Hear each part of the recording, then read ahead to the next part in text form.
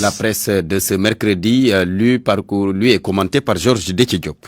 Le chef de l'État raisonne ceux qui ne respectent pas les mesures barrières et ceux qui doutent de l'existence du coronavirus. Le journal Le Quotidien, comme Enquête et Le Soleil, souligne que Macky Sall a rappelé hier que la guerre n'est pas terminée en appelant les Sénégalais à la vigilance et à la responsabilité et au respect des règles de prévention contre ce fléau mondial.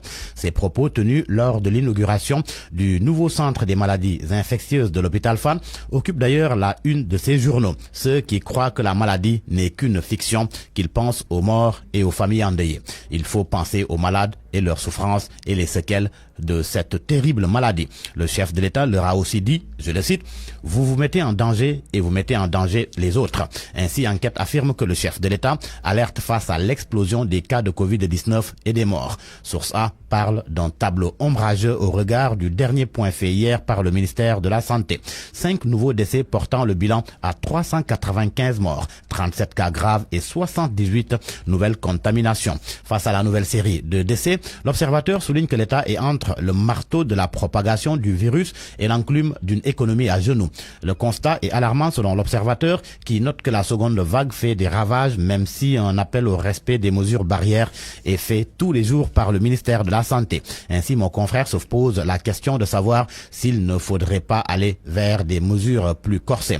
Le coronavirus et l'économie, malgré la crise, la douane a réalisé d'excellents résultats. Le Témoin informe qu'elle a réalisé la prouesse de franchir la barre des 1000 milliards de recettes alors que l'objectif était fixé à 717 milliards de francs CFA à recouvrer. Un record, voire un exploit historique dans l'histoire des douanes, précise le Témoin. Pendant ce temps, l'AS et Vox Populi se font l'écho de la sortie du ministre de l'Éducation nationale suite à la polémique sur l'introduction probable de la question homosexuelle dans l'éducation sexuelle à l'école. Selon Mamadou Talla, ce n'est envisageable ni aujourd'hui ni demain. Pour lui, nous avons nos réalités religieuses, culturelles, on s'en tient à ce qui existe.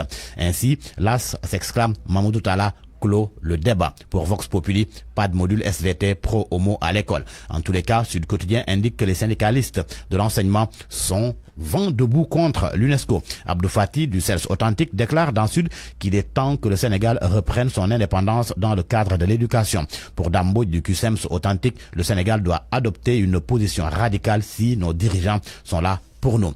L'affaire Petro-Tim Libération révèle que le doyen des juges a enterré le dossier.